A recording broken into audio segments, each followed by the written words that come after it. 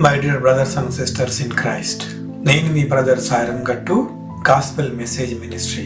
ఈ వారం మనం ధ్యానించుకుంటున్న అంశము కోల్పోయిన ఆశీర్వాదాలు. చాలా సార్లు మనం విశ్వాస జీవితంలో వెనుకబడిపోయి మన ఆత్మీయ జీవితంలో దేవునికి దూరంగా వెళ్ళిపోతాము.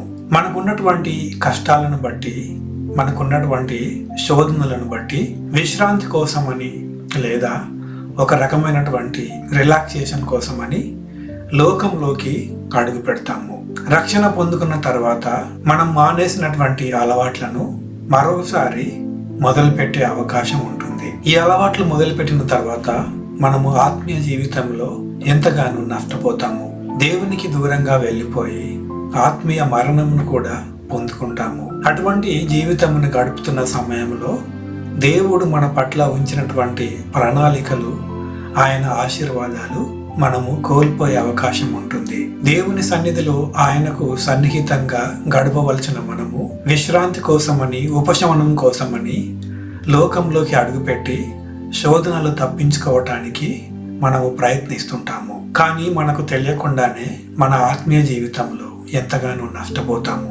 ఆ విధంగా నష్టపోయిన ఒక కుటుంబంను దేవుడు ఏ విధంగా తిరిగి ఆశీర్వదించాడు, వారు కోల్పోయినటువంటి ఆశీర్వాదాలను రెట్టింపుగా ఏ విధంగా వారికి అనుగ్రహించాడు, ఈ వారము మనము దేవుని వాక్యానుసారంగా ధ్యానించుకుందాము. రూతు గ్రంథము 1వ అధ్యాయము 5వ వచనము.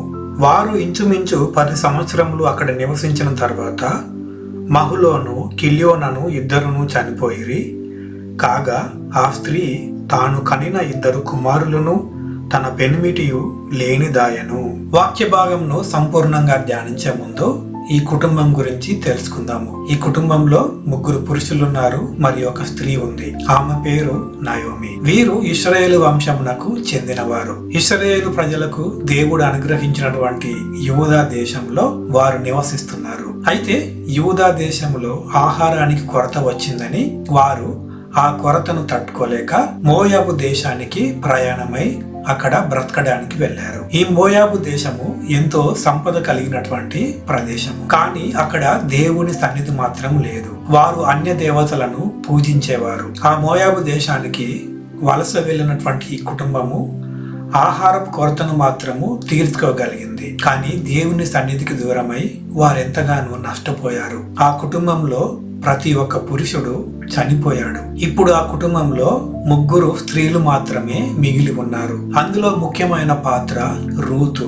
ఆమె యొక్క పెద్ద కోడలు. మన జీవితంలో కూడా చాలాసార్లు మనము దేవునికి సన్నిహితంగా వెళ్తున్నప్పుడు కష్టాలు, శోధనలు కలిగే అవకాశం ఉంటుంది. ఆ కష్టాలను తట్టుకోవటానికి, ఆ శోధనల నుండి ఉపశమనం కావటానికి ఇదివరకు వదిలేసినటువంటి అలవాట్లను మొదలు పెట్టే అవకాశం ఉంటుంది. అంటే మళ్ళీ లోకం వైపు మనము అడుగులు వేస్తాము.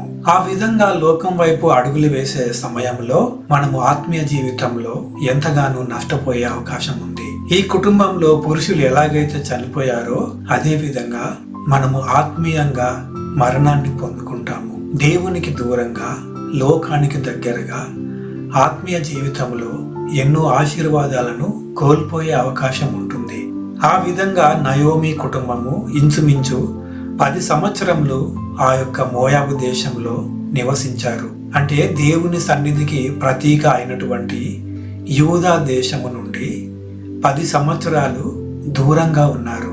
ఇటువంటి శోధనలు, కష్టకాలము తట్టుకోలేక వాటి నుండి ఉపశమనం పొందుకోవటానికి, విశ్రాంతి కోసమని లోకంలోకి అడుగుపెట్టి లోకరీతులను పాటిస్తూ మన ఆశీర్వాదాలు కోల్పోయామని నిరాశపడుతున్నారా?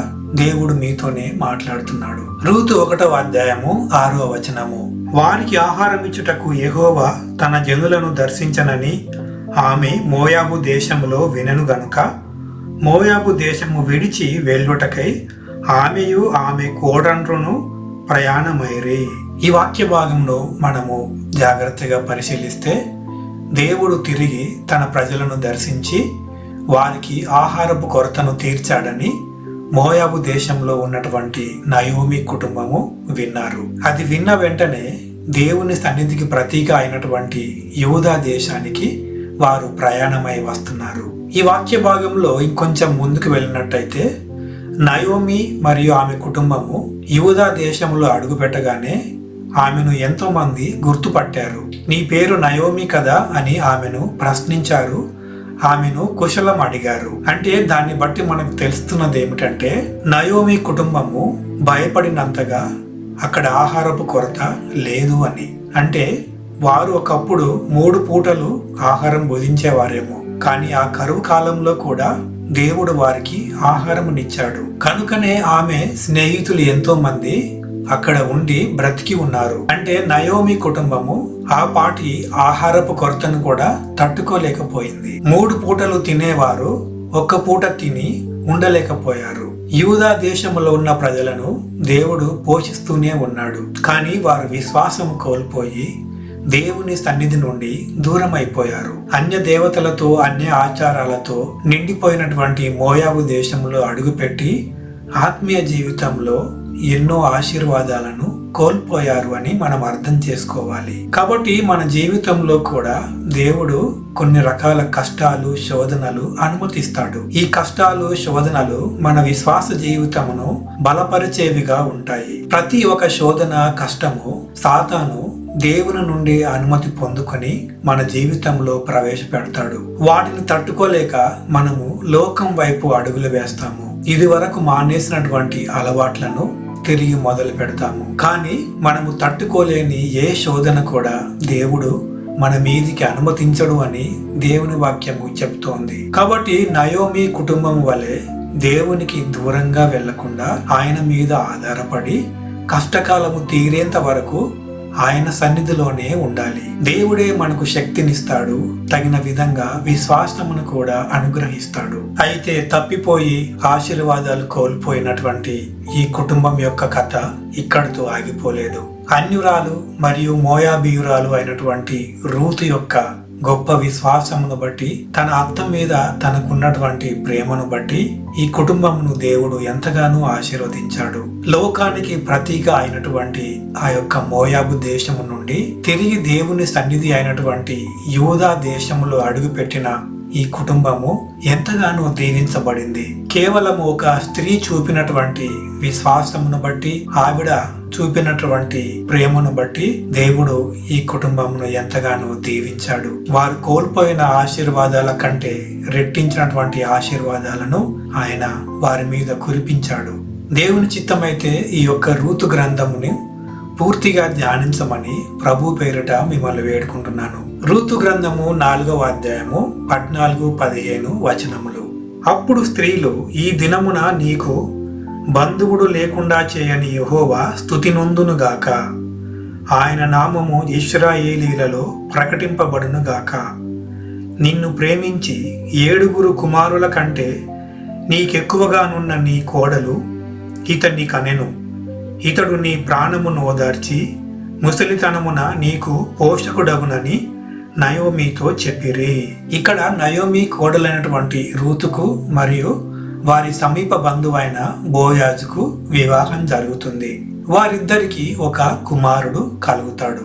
ఈ 2 వచనాలు మనం చూసినట్లయితే నయోమికి బంధువు లేని లోటును దేవుడు తీర్చాడు. వారు మోయాబు దేశంలో ఉన్నప్పుడు ఆ కుటుంబంలో 3 పురుషులు మరణించారు. తిరిగి వారు దేవుని సన్నిధి అయినటువంటి యూదా దేశంకు వచ్చినప్పుడు రూతు మరియు బోయాజు ద్వారా ఒక కుమారుణ్ణి నయోమికి దేవుడు అనుగ్రహించాడు. దేవుడు వారికి అనుగ్రహించినటువంటి ఈ కుమారుడు మామూలు కుమారుడు కాదు. ఈ కుమారుడు దావీదుకు ముత్తాత. అంటే ఈ కుమారుని ద్వారానే లోక రక్షకుడైనటువంటి ప్రభు అయిన యేసుక్రీస్తు జన్మించాడు. ఆ విధంగా నయోమి కుటుంబము ప్రభు అయిన యేసుక్రీస్తు వంశావళిలో స్థానం సంపాదించుకున్నారు. కాబట్టి దేవుని సన్నిధికి దూరమై ఆత్మీయ ఆశీర్వాదాలు కోల్పోయామని దిగులు పడనవసరం లేదు. తిరిగి మనము దేవుని సన్నిధికి వచ్చినప్పుడు, విశ్వాసము చూపినప్పుడు, ఆయన ప్రేమను మనలో పెంపొందించుకున్నప్పుడు తిరిగి మన ఆశీర్వాదాలను దేవుడు రెట్టింపు చేస్తాడు. మనం కోల్పోయిన సేవను, మనం కోల్పోయిన ఆత్మీయ సంవత్సరాలను ఆయన తిరిగి పునరుద్ధరిస్తాడు. కాబట్టి మన విశ్వాసమును బలపరిచే శోధనలకు లొంగిపోకండి. కష్టకాలంలో దేవుని సన్నిధిని వదిలిపోకండి.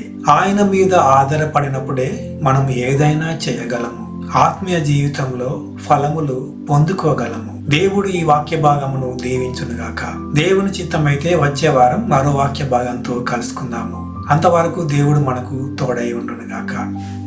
Praise the lord.